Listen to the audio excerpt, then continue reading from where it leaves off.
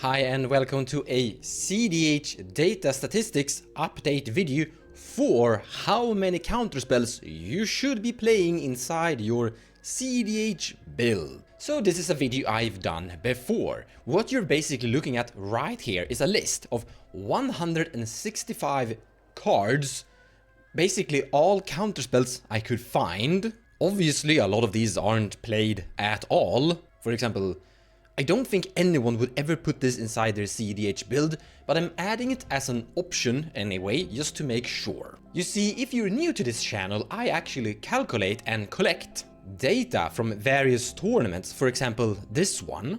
And here we have the winner, Stephen McGill on Tymna and Crom. And here we have that deck list, and we can count how many counterspells this player have included. So we have an Offer You Can't Refuse, we have Flusterstorm, Fierce Guardianship, Deflect. I'm counting Deflecting Swat as a counterspell because you can use it to control the stack, so to say. Force of Negation, Force of Will, Mental Misstep, Mindbreak Trap, Swan Song, I'm counting Silence as a counterspell too, because if someone puts an Underworld Breach on the stack, Silence is a pretty good interaction.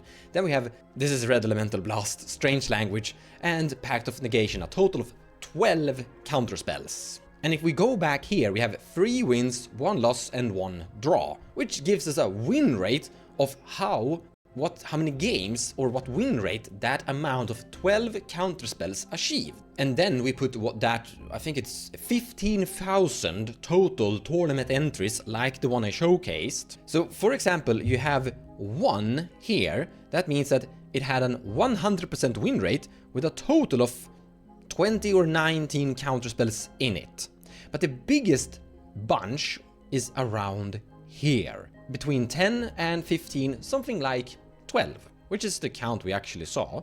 And if we go up a little bit higher, we have 70 tournament entries that have achieved a win rate above 60% with that high amount of around 12 counterspells. But that heat map might be a little bit tricky to interpretate. So here we have a scatter plot instead. Once again, we have win rate and here the amount. So here, right there, you have 12.5 and that is achieving the highest position win rate. You see this blue little dot here and there's a spread. So the data isn't securely saying that it's hitting a perfect spot of that amount of win rate. It is somewhere around this area.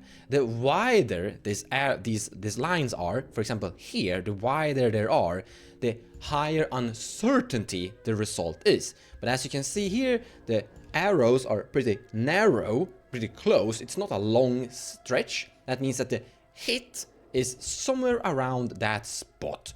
But we still have a pretty strong verdict that the amount of counterspells you should be trying to aim is at around 12.5. We can even see that if you include a very low amount, your win rate is pretty bad.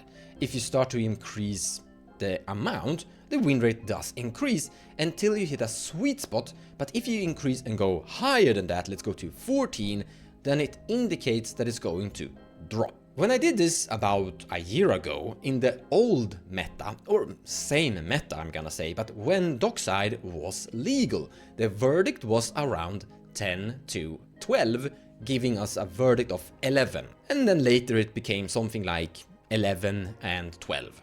So the verdict is that it's still the same amount of counterspells in general compared to 1 year ago. Even though dockside is legal or banned, it doesn't really have a huge impact. But it's starting to indicate a small increase, because as you can see here, it's at 12.5.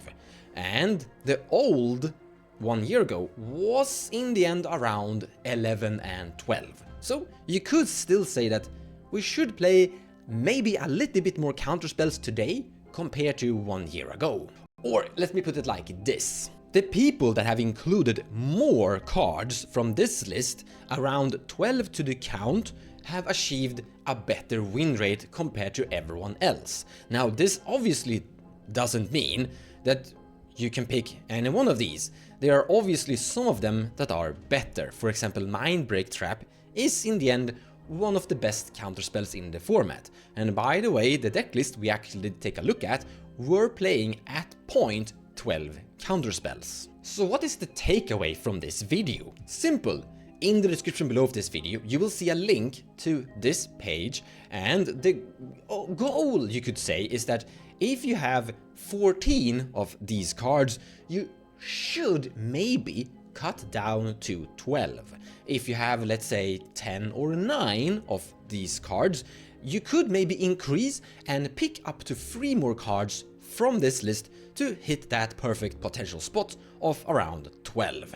But hey, nothing is set in stone, this is just data. There could be other reasons why you want to increase or decrease the amount of counterspells you have in your deck, obviously. I'm just showcasing the results of what people have achieved with the amount of counterspells they have played with. And if you were around 1 year ago, you might remember that I did the exact same thing with stacks cards too. So yeah, more video data updates with stats and statistics are coming up. Until then, take care guys, see you next time.